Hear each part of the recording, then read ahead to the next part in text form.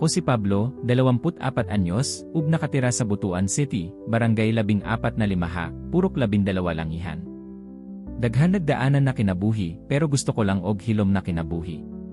Sa una, laging kong gipapark ang mga kotse isip parking boy, ug nagbisyo og rugby.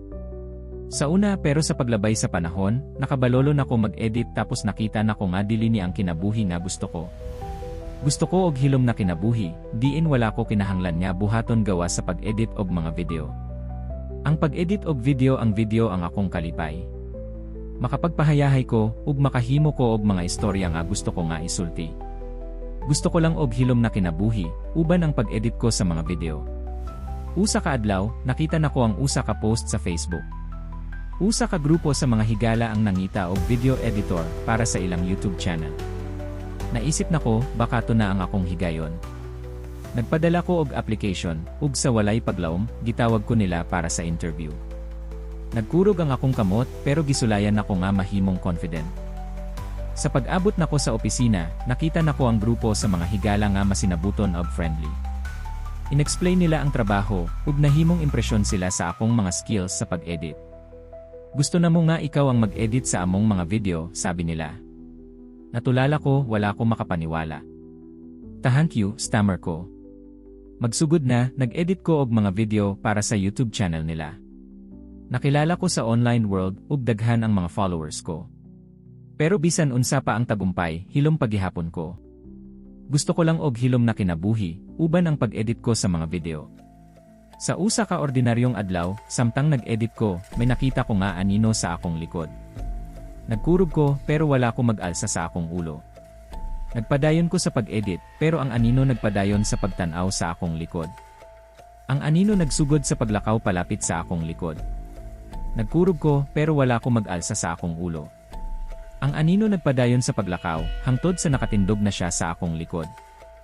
Ang anino nagsugod sa paglakaw palapit sa akong likod.